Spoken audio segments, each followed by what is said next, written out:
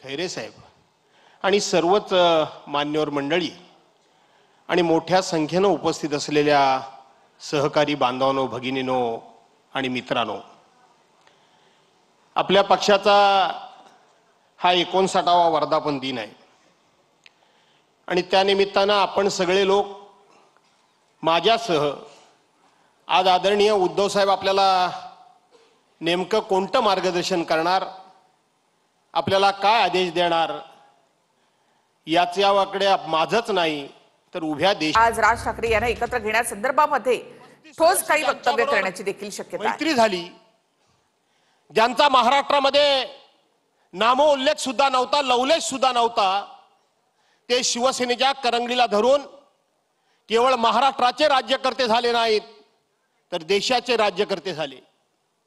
देशाचे राज्यकर्ते झाल्यानंतर ज्या मित्रामुळे, ज्यांच्या विचारांमुळे, ज्यांनी पहिल्यांदा या देशामध्ये हिंदुत्वाची भूमिका मांडली, त्या शिवसेनेमुळे आज आपण देशाच्या तख्तावर बसलेलो आहोत, देशाच्या राज्य गादीवर बसलेलो आहोत।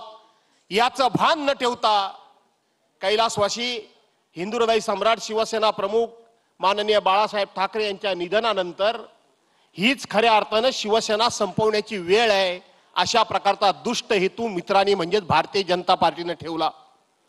आणि त्या भारतीय जनता पार्टीला असं वाटलं की हीच खऱ्या अर्थाने शिवसेना संपवण्याची वेळ आहे आणि त्या वेळेला कुठलंही कारण नसताना 2014 साली भारतीय जनता पार्टीने शिवसेनेबरोबरची युती तोडली। युती तोडल्यानंतर अख्ख्या देशातली त्यांची जेवढी राज्य होती तेवढी राज्य त्यांनी या ठिकाणी महाराष्ट्रामध्ये उद्धव साहेबांच्या पक्षाच्या विरोधात निवडणुकीला उतरवली। अचानकपणे विश्वासघात केला। एकाएकी निवडणूक लढण्याकरता म्हणून योद्धा म्हणून उद्धव साहेब त्या ठिकाणी मैदानामध्ये उतरले आणि आपल्या सर्वांची छाती गर्वाने फुलून येईल एकट्याच्या बळावर उद्धव साहेबांनी त्यावेळेला 63 आमदार निवडून आणले, हे आपल्या सर्वांना ज्ञात आहे। त्यानंतर युती करण्याकरता म्हणून मातोश्रीवर खेपा घालणारे अमित शहा आज देशाचे गृहमंत्री आहेत। त्या ठिकाणी काय चर्चा झाली नाही याचा उल्लेख स्वतः देवेंद्र फडणवीस आजचे मुख्यमंत्री आहेत त्यांनी आपल्या मुलाखतीमध्ये केला। नंतर ते 2019 साली बदलले।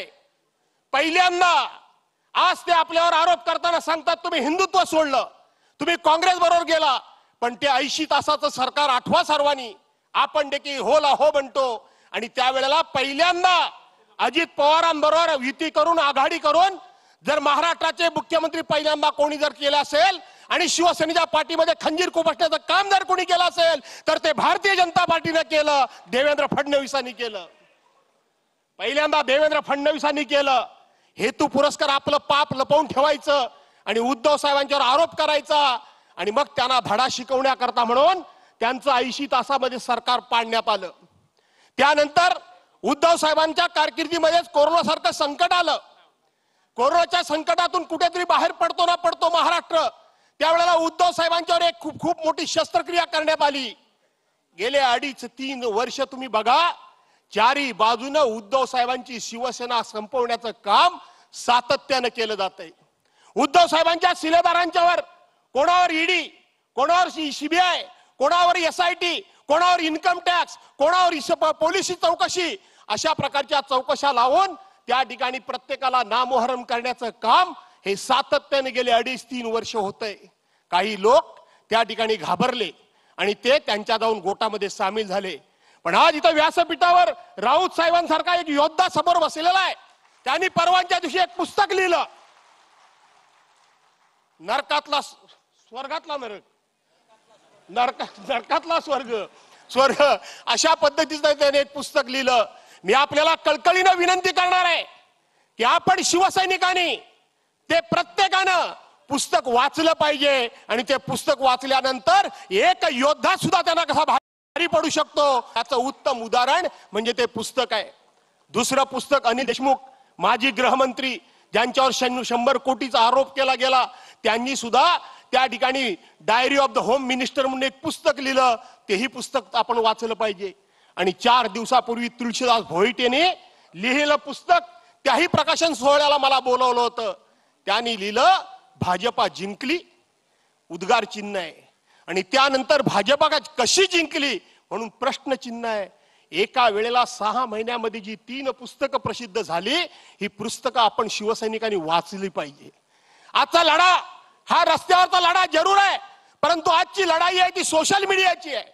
आजची लढाई आहे ती बुद्धीची लढाई आहे, आणि बुद्धीची लढाई ही आपल्याला बुद्धीनंच लढून जिंकावी लागणार आहे. आणि म्हणून अशा पद्धतीचं वाचन आणि अभ्यास आपण सर्वांनी केला पाहिजे.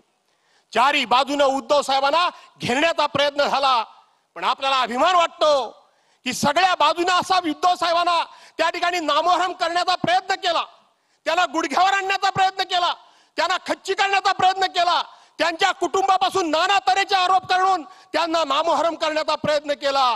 पण आपल्या सर्वांना अभिमान वाटेल की या सगळ्या प्रकारामध्ये सगळे प्रकार केले, सगळ्या प्रकार अवलंबले, सगळ्या प्रकारची सगळी जेवढी शस्त्र अस्त्र असं ती वापरली.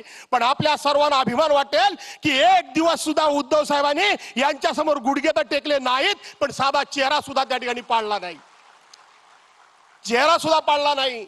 अनेक प्रकारच्या चौकशा, अनेक जण त्या ठिकाणी जे आपल्या पक्षामध्ये गेल्यानंतर स्वच्छ होतात, शुद्ध होतात, याची स्वतः उद्धव साहेब या ठिकाणी आलेले आहेत. आणि म्हणून आजच्या आपण सर्वांनी टाळ्याच्या गजरामध्ये स्वागत करावं.